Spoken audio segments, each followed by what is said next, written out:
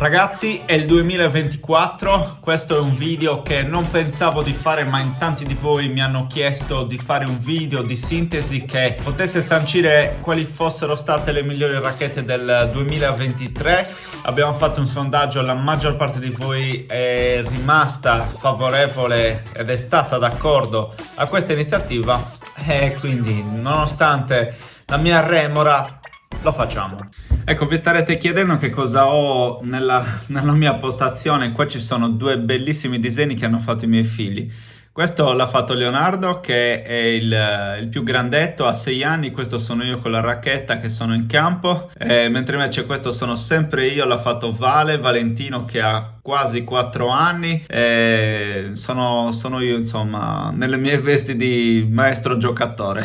Sapete, la mia remora non tanto perché non voglio fare un video dove si parli di tennis e si parli di telai. Sono un telainomane come molti di voi, mi piace fare le recensioni, però non volevo che risultasse un qualcosa di già visto.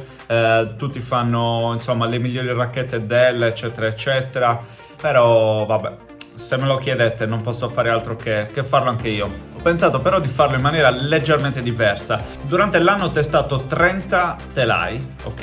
E non tutti erano usciti nel 2023. Quindi vi farò una sintesi di tutte quelle che sono state le mie sensazioni di questi telai, di queste recensioni, e quindi ci saranno dentro anche tutte le classiche che sono state testate o i telai usciti magari l'anno precedente che io ho testato nel 2023. Siamo pronti? Vi condivido lo schermo e vi guido all'interno di questa mega recensione. Iscrivetevi al canale, mettete un bel like e non perdete gli altri video in arrivo se vi interessano questi contenuti. Ale. Bene ragazzi, questi sono tutti i telai che io ho testato nel 2023 e li ho già ordinati, quindi li vedremo dall'ultimo fino al primo. Cercherò di essere veloce, altrimenti ci mettiamo 40 minuti, secondo una serie di voti da 1 a 5 che ho dato su diverse voci, diciamo, di analisi, che sono poi unite in una media generale che è qui nella colonna gialla, che ci permette poi di stilare la lista. Quindi questa lista è fatta in base al voto medio ottenuto. Per esempio, la racchetta meno classificata, la numero 30, fondamentalmente la Babolat Purairo Rafa Origin. Quali sono le voci? Ve lo dico solo la prima volta, poi potrete vedere voi direttamente. La facilità d'uso, per niente facile ragazzi. Questa è una racchetta non tanto pesante ma molto ingombrante nel suo bilanciamento e il suo dato di inerzia, insomma, come conseguenza di quelle che sono le specifiche, ma molto efficace nei colpi da fondo, soprattutto se si arriva giusti e si impatta giusti. Al volo io l'avevo trovata particolarmente difficile, proprio per questa sua difficoltà nel muoversi velocemente e agevolmente nell'aria. Al servizio un'ottima racchetta, ma mamma mia quanto è faticosa. E ugualmente, stesso discorso, la sua ingombranza ha fatto sì che questo punteggio fosse di questa natura. A livello di potenza io sono andato su una media di 3, così come anche di controllo. Maneggevolezza un po' si avvicina al tema di facilità d'uso, anche se maneggevolezza è proprio il suo muoversi nell'area. La facilità d'uso è l'insieme dello strumento, dell'attrezzo, come ci viene a livello di utilizzo. È facile o è difficile da utilizzare? In questo caso 1 vuol dire che è molto difficile, però altrettanto stabile come telaio. Mi ricordo che aveva un'ottima stabilità, un comfort medio, lato tocco feeling, quindi palle corte, comunque le sensibilità nella media. Topspin nasce per il topspin, sinceramente io non direi che è stato così semplice generare topspin con questo telaio, e nella media anche il backspin. Il jolly è un punteggio che io ho dato alla fine per dire da 1 a 5 questo telaio mi è piaciuto molto o poco, ok? In questo caso è stato 2. Insomma, non è che mi sia piaciuto molto, quindi la media di tutte queste voci è il risultato 3, l'ha messo in fondo alla lista. Andando avanti c'è stata la ProStaff 95 BLX, e qua non vi faccio una sintesi di tutte le cose, soprattutto per queste diciamo più in fondo, ma più andiamo avanti più vi darò qualche dettaglio. Andiamo poi alla Radical Pro, recensita a febbraio.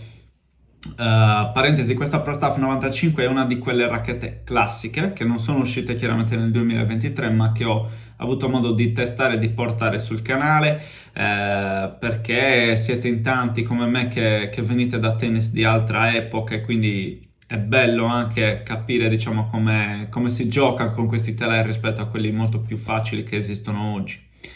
La Radical non è una cattiva racchetta, signore. Se ci pensate, comunque nella media siamo sempre sopra il 3, che vuol dire 3 su 5 abbiamo la sufficienza, dai, mettiamola così.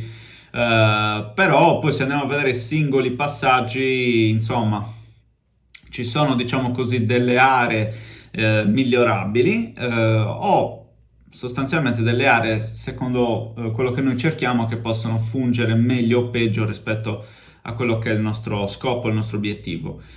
Abbiamo poi la Babolat Pure Strike 98, questa è la Prestige MPL Auxetic, una delle ultime recensioni del 2023, la Prince Phantom 97P, la Pro Staff Classic 6.1, che anche questa è una racchetta, pensate, di inizio anni 90, che però tutto sommato non se l'è cavata poi male nella media, diciamo, dei voti generali. La Dunlop FX 500, la Technifiber T-Fight 305, questo è un telaio così come l'FX 500 che non è uscito nel 2023, così come anche la SX 300 che inizia a salire, diciamo, più nella lista, la Boom MP 2022, parentesi, sta per uscire la Boom 2024, quindi attenzione a questi schermi. Una racchetta che mi è piaciuta particolarmente, ma diciamo così, pensavo potesse salire più in alto, è stata la Pro Staff X, a seguito di quelle che sono appunto le medie su ciascuna delle singole voci. Una classica che è stata la Speed MP UTech IG, racchetta del 2012 circa, un bellissimo telaio, nella via di mezzo, insomma, perché non è poi un telaio così semplice. La Gravity Pro, particolarmente complicata, non quanto la Pure Iron Rafa Origin, ma inizia a essere tostina. La Boom Pro, che insomma, le Boom, lo sapete, sono stati due telai che secondo me, non lo so, mi hanno lasciato un po' così, anche perché ho faticato a trovare il loro posizionamento all'interno della gamma Head, però, e chi è nel gruppo Telegram questo lo sa perché ho condiviso con loro alcune riflessioni sulla nuova Boom MP, secondo me si è lavorato molto molto bene e sarà un grande successo la Boom MP 2024, quantomeno spero di poter provare anche la Boom Pro, sono abbastanza curioso.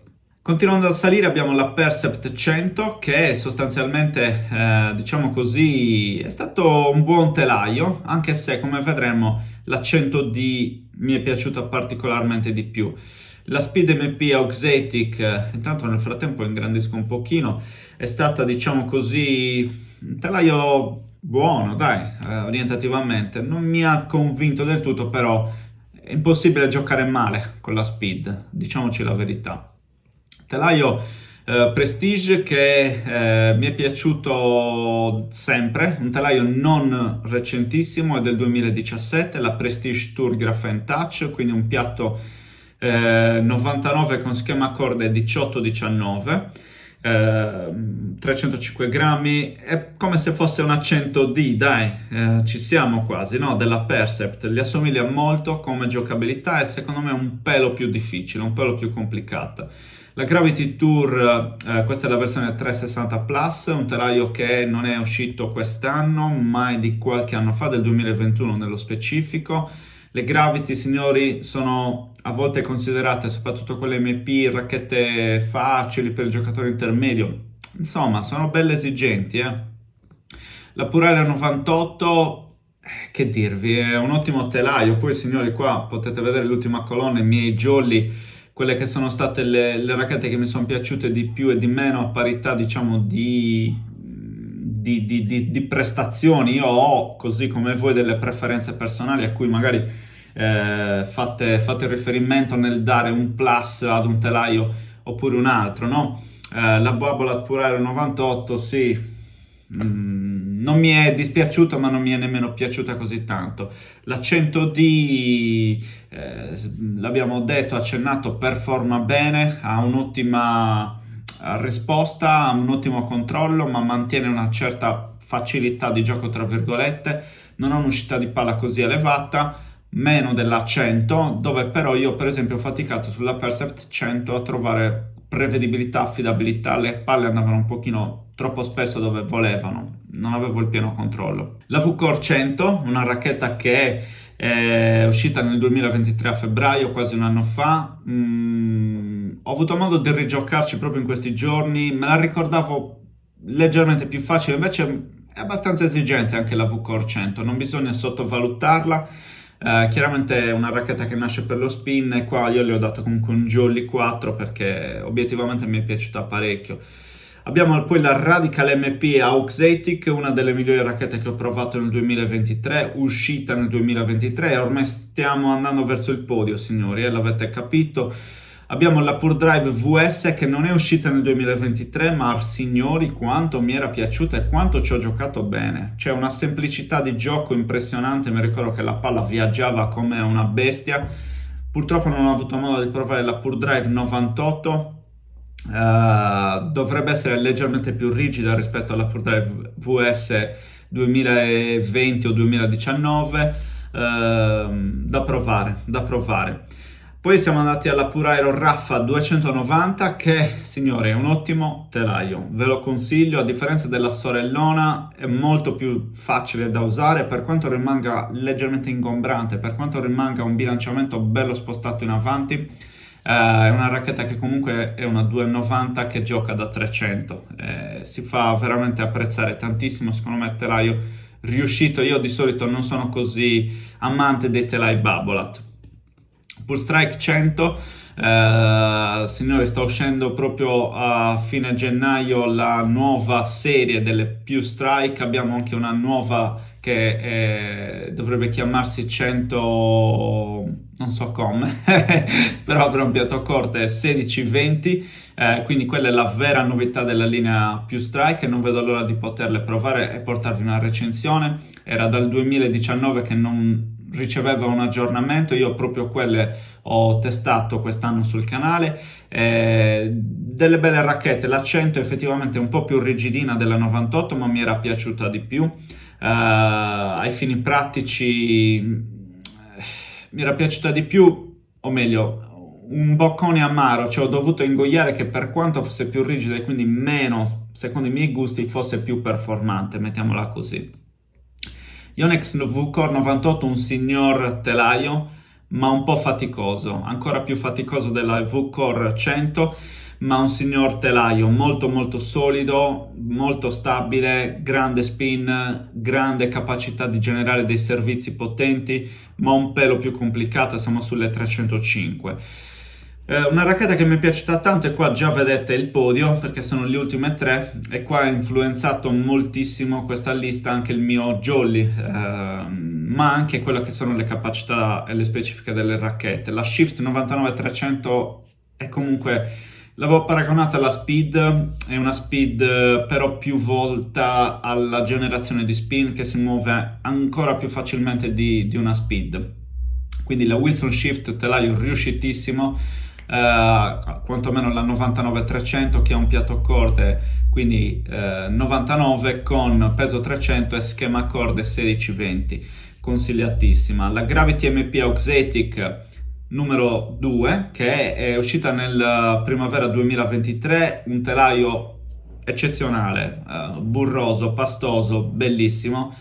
Ci ho provato a ritornarci ad utilizzarla nell'ultimo mese di dicembre perché, vi ricordate, avevo avuto un po' di problemi al gomito, mi ha fatto tornare l'infiammazione alla spalla. Per me è troppo faticosa, non la posso reggere, ma quanto adoro questo telaio.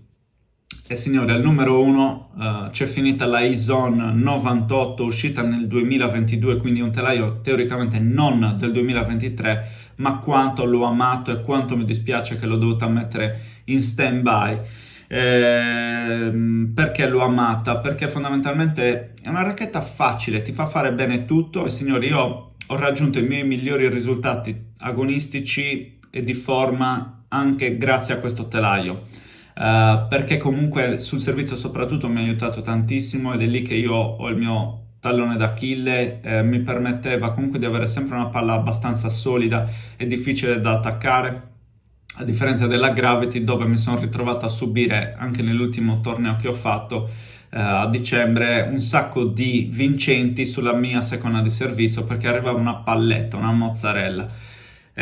Quindi sapete che c'è, io forse tornerò alla ISON, vediamo un po', perché nel frattempo il gomito è migliorato, mi sono messo sotto con esercizi di riabilitazione e quant'altro. In più sono passato a un'incordatura ibrida e sto utilizzando telai leggermente meno rigidi, e questo forse mi ha aiutato, però sono calate drasticamente le mie prestazioni sul campo, quindi bisogna fare un balance, bisogna cercare di capire che cosa è che funziona. Vogliamo giocare per vincere, per competere, o vogliamo giocare per divertirci e quindi potremo usare anche una Prestige, che è la cosa più difficile che esista a mio avviso, oppure la Pro Staff. Se vogliamo giocare per vincere, competere ed essere competitivi nel circuito agonistico di qualunque livello si tratti, dobbiamo usare il telaio più facile per svolgere il ruolo che ci siamo designati, che è quello di essere dei giocatori vincenti, perché altrimenti non ha senso fare tornei nel mio